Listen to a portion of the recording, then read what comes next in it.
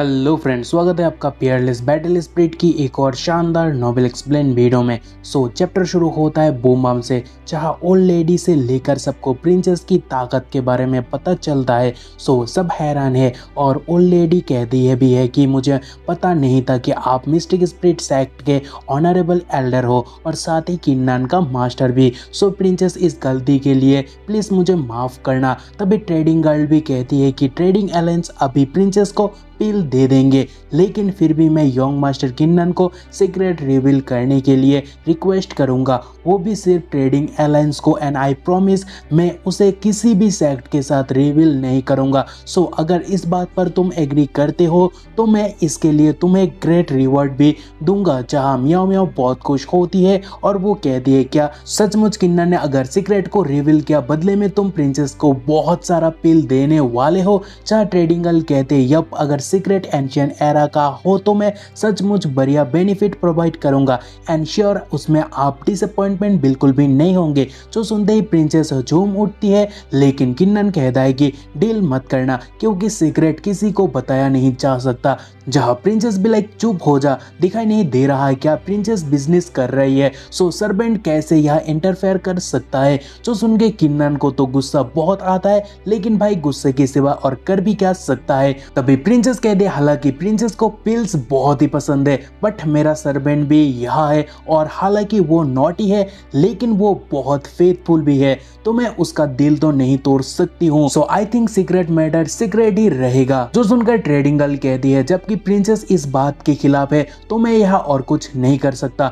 इसका मतलब आज के बाद किन्नन ट्रेडिंग अलायंस के ट्रेड पर कभी भी हिस्सा नहीं ले सकता। लेकिन अगर किन्नन का मन बदल जाए और वो इस बात को ट्रेड अलायंस के साथ शेयर करने में तैयार हो जाए तो हम उसे स्वागत करेंगे। और फिर प्लांक्विन को उठाया जाता है और ट्रेडिंग गर्ल को वहां से ले जाया जाने लगता है। तभी लोग बाग भी कहने लगते हैं कि पहले उसे गोल्डन बैच दिया जा रहा था लेकिन अंत में वो ब्लैक लिस्ट हो गया और ये स्पेशली तीनों सीनियर का कारनामा है, यानी कहना है। जो सुनकर किन्नन भी लाइक तुम तीनों का मकसद क्या है, क्या तुम लोग मेरे ऊपर मूव करने के बारे में सोच रहे हो। तीनों भी लाइक नहीं हमें गलत मत समझो, क्योंकि किन्नन के कामयाबी से ऑलरेडी उनके फट चुके हैं। वो कहते हैं कि हमें गलत मत समझो, हम तो यहाँ जाने के लिए निकल रहे हैं। जहाँ मनी मन कहता है कि हाँ वही तुम्हारे लिए अच्छा होगा और फिर वो बाकियों के साथ अपना फ्रूट पावर को बांटता है, लेकिन वांगलोंग को वो एक भी नहीं देता क्योंकि उसे 2 राउंड तक फ्रूट पावर मिल चुका था। और तभी बाकी दोनों एक एक फ्रूट को घूरने लगता है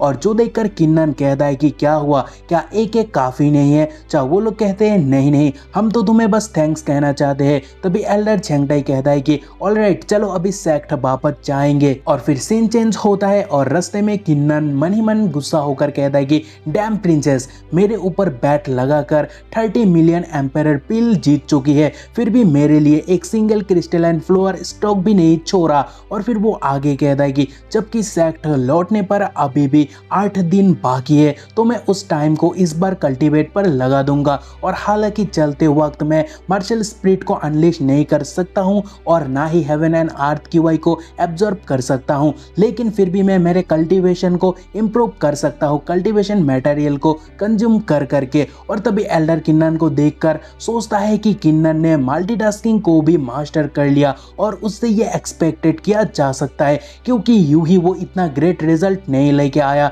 और तभी वो देखकर बाकी डिसाइबल भी कहने लगते हैं कि किन्नन बहुत आगे निकल चुका है, हमें भी प्रैक्टिस करना होगा क्योंकि हम पीछे नहीं रह सकते हैं। लेकिन प्रिंसेस भी लाइक मेरे नजर में ये एबिलिटी कुछ भी नहीं है। एंड यप दोनों का केमिस्ट्री देखकर मजा आ रहा है। और फिर 3 दिन बाद का सिनेरियो हमें देखने को मिलता है जहाँ वो पैर के नीचे कल्टीवेट करता है और साथ ही वो अतबस्ती कल्टीवेशन का कुछ फंडा भी समझ लेता है। और वो कहता है तो बात यह है कि अतिबस्ती कल्टीवेशन हालांकि कल्टीवेशन स्पीड को तेज कर देता है लेकिन फाउंडेशन को अनस्टेबल कराता है।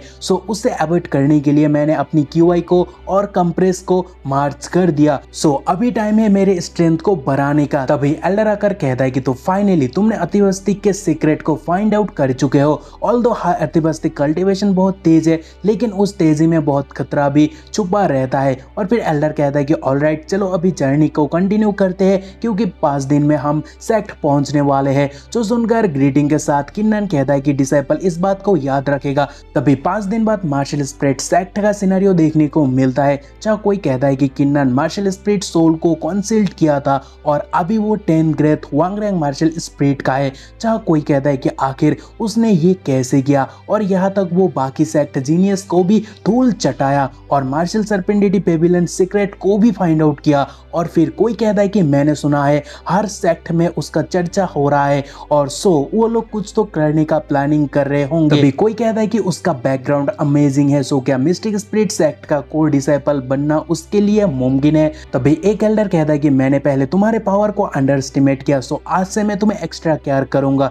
तभी किन्नर भी लाइक ये पॉसिबल हुआ विद ओल्ड शान असिस्टेंट, जहां ओल्ड शान कहता है कि लिटिल ब्रैट मैंने कोई मदद नहीं किया, लेकिन तुम हर बार सरप्राइज करने में कामयाब हुए हो। तभी चारों लीडर एल्डर शान को भयंकर तरह से ग्रीट करते हैं, जहां किन्नन भी लाइक चारों के चारों।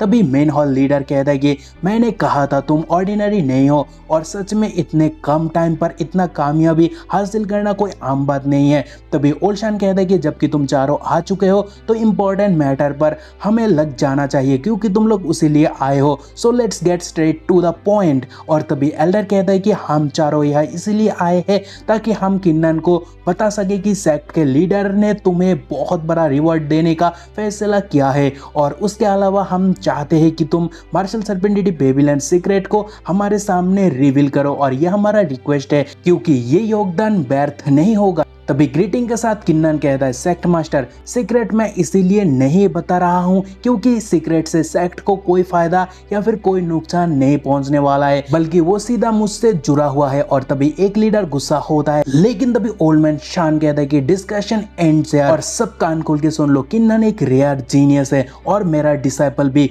और उससे परेशान मत करो और अभी तुम लोग जा सकते हो। और फिर फनी फेस के साथ ओल्ड मैन शान कहता है कि बाय द वे सीक्रेट क्या है, क्या मैं उसे जान सकता हूं, जहां किन्नन मुस्कुराते हुए कहता है ओल्ड मैन सॉरी, ये सीक्रेट पर्सनली मुझसे जुड़ा हुआ है। जो सुनकर ओल्ड मैन कहता है कि फाइन, मैं जोर नहीं करूंगा अगर तुम्हें नहीं बताना, सो जाओ अभी कल्टीवेशन पर ध्यान दो, क्योंकि याद रखना सीनियर ब्रदर तुम्हें ऑब्जर्व कर रहा है, सो उन्हें निराश बिल्कुल भी मत करना।